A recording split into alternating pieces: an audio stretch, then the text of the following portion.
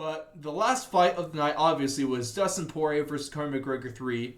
And Dustin goes out, he wins this fight after doctor stoppage after the first round due to Conor McGregor snapping the hell out of it. What is like both is it the tibia and fibia? I think those are the leg bones. He broke both of them, so he got a surgery on Monday. So he's looking good. He's feeling good, I guess now. But this was a really, really exciting and interesting 5 minutes of this trilogy. Obviously, it might have been a little bit disappointing just because we didn't get a conclusive winner. But was Dustin winning this fight almost inevitable? I think it depends. Depends where McGregor goes from here. Because it's not like he's going to come back and get that fourth fight, instantaneously. Yeah. I'm pretty sure we're getting that Oliveira and Dustin Poirier fight now for the title. Looks like the way we're going. Probably end the year. McGregor's on crutches for 6 weeks. That'll take him out for a month and a half. Mm-hmm. Then he'll have to get back to where he was. Probably when do you think can we see him? I'm guessing summer would probably be the earliest. I would say probably like early next year, like March-ish to June, July. So we've probably seen the last of McGregor for this year. Oh, definitely with that one. But there is obviously you can't say that this fight had a clear winner. But Dustin Poirier easily won that first round. Could you call it a 10-8? I know 2 of the judges did. Do you agree with that scoring? I don't know. That one's tough for me, man. I didn't know if it was a 10-8, but I mean, Poirier was he was landing some really heavy shots from top position, and Conor was kind of trapped there. Really, kind of seemed like Poirier just let him up towards the end there after he took a couple, heavy. What do you call those? Back kicks on the ground. What do you up kicks? Yeah. Conor has some crazy ass looking up kicks, dude. He looked like a freaking donkey out there. Probably helped that at least scoring Dustin. He was grabbing his gloves. Yeah. But I mean, you see the slow mo replays, and that is true. Like he was doing that. It's not the first time he's done it either. No. But if you ain't cheating, you ain't trying. So exactly. No, I'm just kidding. John Jones he just tries the hardest, doesn't he? Right. He tries so hard. So does Chael Sonnen, though. Don't even start with that. Do you see? I mean, it's a little bit of a tangent, but it's funny because John Jones finally blocked Chael Sonnen on Instagram or Twitter. Took him so long. So I love Chael P. Sonnen. The P stands for block. Like what was the breaking point for John? Like there's I don't know. I didn't. Already been so much that's been said. I don't know how Chael. You would thought he would have blocked him a while ago. Yeah, like I'm saying, he's probably already said the worst of what he was gonna say. I don't get.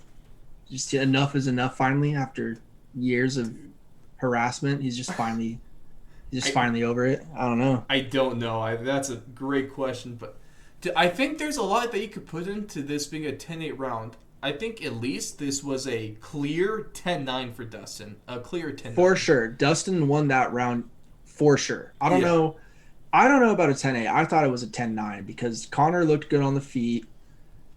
Yeah, he definitely has. He did have a submission attempt, Yeah, was it a good submission attempt? It was decent. He was, hands were locked. He was underneath the chin, but Dustin did do a good job of fighting through it and getting to the next position, then advancing and getting in a dominant position. So the guillotine was kind of confusing to me though because he had a good position, but Conor McGregor.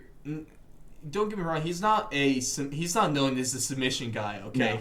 He's not a submission expert. Dustin Poirier, on the other hand, he's known for his guillotine.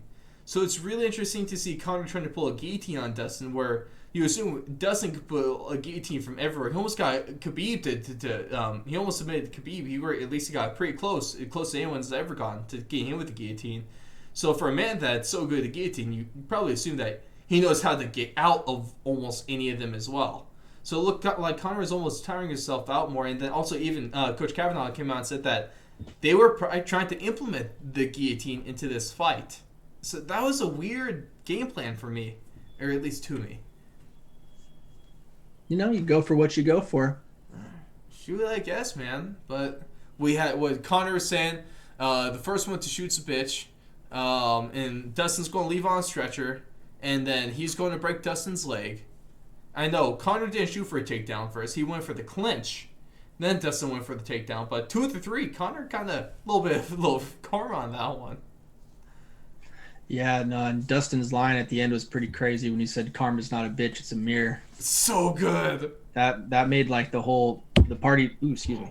The party that I was at, it just made everyone kind of just go, "Oh!" Right, man. Dustin, he not only did he beat Conor McGregor in this fight, he beat Conor McGregor in the trash talk this whole week. Yeah, it was kind of a win for the good guys, I guess you could say. Man, yeah, no, I think so. But through this, though, there's obviously Conor obviously got a lot of backlash for his post-fight interview that he gave on the ground, sitting next to Joe Rogan. Talking that Dustin should watch out because he's going to kill him and his wife in their sleep. It is a really interesting post-fight interview. And has your opinion on Conor McGregor changed? Nah, not at all. No. I mean, does he always say the correct things? No. Hell no. I mean, what are you gonna do when you have a mic in your face and a camera in your face like 24/7? Like, of course you're gonna say some ridiculous things. Mm-hmm. Are those being said more often now? Somewhat, I guess. It's just different results are tied to it too, right? Like different outcomes are being tied to what he's saying. Mm-hmm. And so it's not as cool, I guess, when you're the one when you're the nail and not the hammer. But I mean, Conor, he is who he is, man. I think he knows at the end of the day who he is to himself, and he's okay just going out there and saying and doing whatever because he's already rich as hell and knows that him doing that is just going to bring even more money and even more people watching. So why not just go all out?